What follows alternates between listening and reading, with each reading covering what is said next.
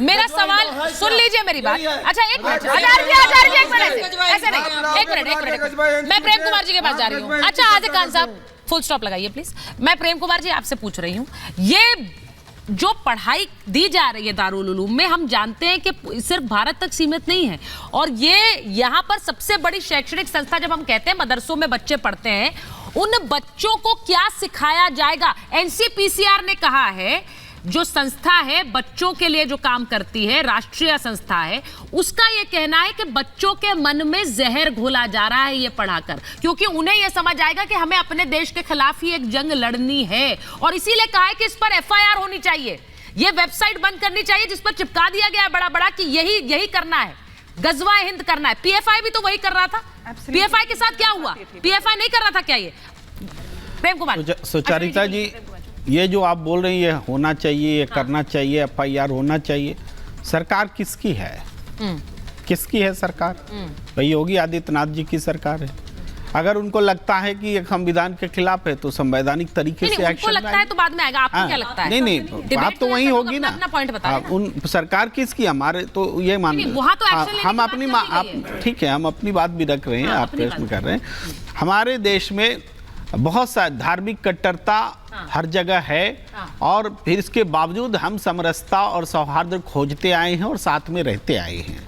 तो राज करेगा खालसा का भी तो बोला जाता है, तो क्या राज कर लेगा खालसा? क्या इसी तरह से हिंदू राष्ट्र बोला जाता है, तो बन जाएगा क्या हिंदू राष्ट्र? उसी तरीके से गजवाए हिंद भी नहीं बनेगा, नहीं बनेगा। ये जब बोलेंगे हिंदू राष्ट्र बनेगा तो गजवाए हिंद का भी शोर होगा, हिंदू राष्ट्र बनेगा, तो फिर आप उनसे कैसे? यही हम बताना चाहते थे, इसीलिए हमने जरा ये बता देखिए, उधर से आवाज आ गई ना, एक को अधिकार है कि वो हिंदू राष्ट्र बोले और दूसरे को अधिकार नहीं है कि वो गजवाए। अच्छा सुनिए, ये दौर, ये हिंदुओं का डर मुसलमानों का डर हिंदुओं को, ये नहीं चलेगा। प्रेम कुमार जी, ये नहीं चलेगा। प्रेम कुमार जी एक मिनट, आचार्य जी प्लीज, मैं एक एक करके बात करूंगी, मैं एक एक करके बात करूंगी। अश्विनी जी के पास जाएंगे, अश्विनी जी को स्क्रीन पर लीजिए। नहीं, हाजिक खान साहब जरा अपनी बारी में बोलिए। हाजिक खान साहब प्लीज, मेरी रिक्वेस्ट है, इतने सारे मेहमान है, एक एक करके बोलते हैं। अश्विनी उपाध्याय जी जुड़ गए। मैं प्रेम कुमार जी, मेरा सवाल इसलिए इंपॉर्टेंट ये था क्योंकि अगर कोई संस्था अपनी वेबसाइट पर ये चिपका दे कि हमें ये लड़ाई लड़नी है, आपत्ति तब है। आपके मन में हो सकता है ये इस्लामिक देश हो, उनके मन में हो सकता है ये हिंदू राष्ट्र हो, लेकिन ये देश संविधान से चलता है। अगर मैं किसी संस्था में ये चिपका दूं कि यहां पर सिर्फ और सिर्फ हिंदू राष्ट्र की लड़ाई लड़ी जाएगी और यही जो करेगा वही शहीद कहलाएगा, तो फिर कार्रवाई नहीं होगी क्या? एक बार जरा मैं अश्विनी जी के पास जा रही हूँ। अश्विनी जी, शैक्षणिक संस्थाओं में इस तरह की बातें, दारुल उलूम, इससे पहले भी कई बार विवादास्पद, मैंने बात कही, पीएफआई का जिक्र आपने भी किया, पीएफआई यही तो कर रहा था, गजवाए हिंद की बात। अश्विनी जी। सुचिता जी, जो लोग बार बार देवबंद के बारे में बोलते थे, हाँ, मैं तो देवबंद के इस फतवे के जारी करने पे धन्यवाद दूंगा, क्योंकि एक लाइन के फतवे में देवबंद ने स्पष्ट कर दिया जो अब तक करता आया।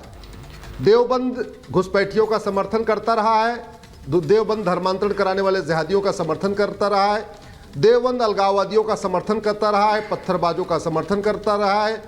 देवबंद भारत विरोधी सभी सोच का, भारत विरोधी सभी कुरीतियों का समर्थन करता रहा है। उदाहरण के लिए देवबंद तीन तलाक का समर्थन करता है, हलाला का समर्थन करता है, मुता का समर्थन करता है, मिस्यार का समर्थन करता है, तहर्रुस का समर्थन करता है, दारुल कज़ा का समर्थन करता है, तलाक़े हसन का समर्थन करता है, तलाक़े हसन का समर्थन करता है, तलाक़े बाइन का समर्थन करता है, तलाक़े किनाया का समर्थन करता है।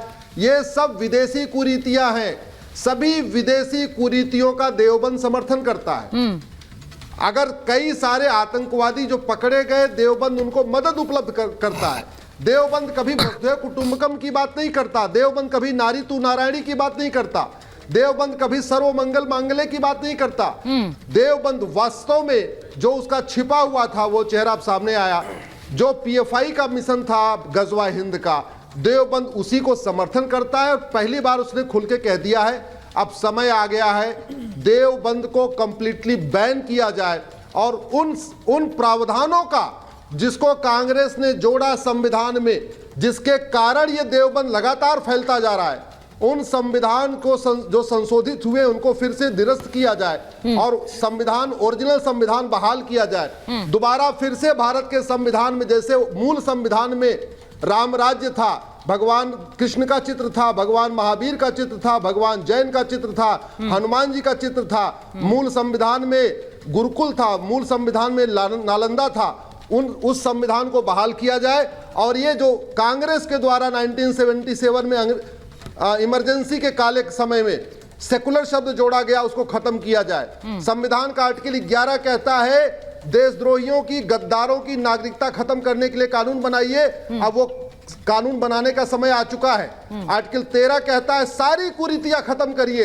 अब समय आ चुका है एक झटके में सारी कुरीतियां खत्म हो। आर्टिकल 25 में जो संशोधन किया गया, जो प्रोपोगेट करने शब्द डाल दिया गया, जिसके कारण देवबंद कन्वर्जन कराता है, अब समय आ गया आर्टिकल 25 से उस प्रोपोगेशन शब्द को हटाया जाए।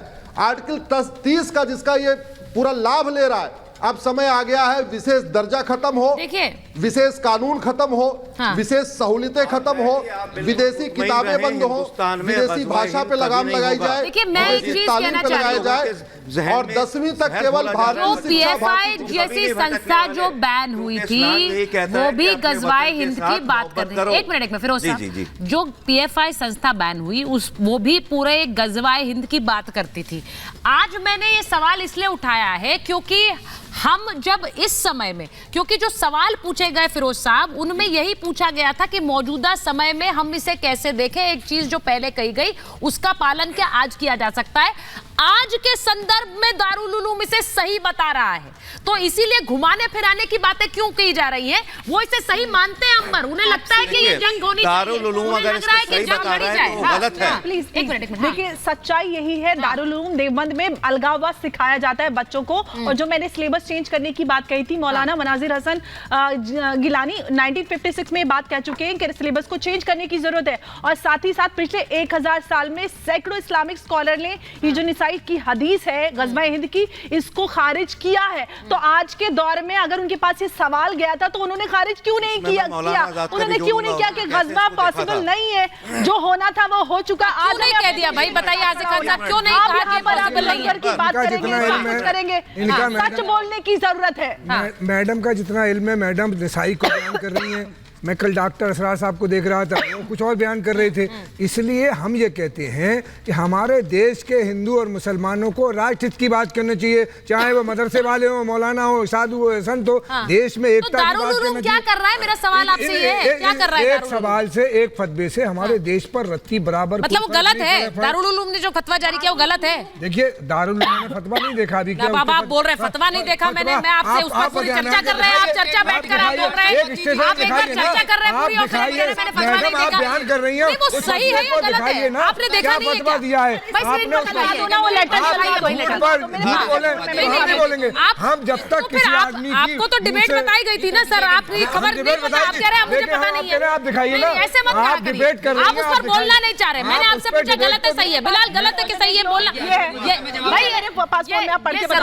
ये जरूरी सही है, बताओ इनको पढ़ के क्या लिखा? चलाइए भाई, चेतन चलाइए। बिलाल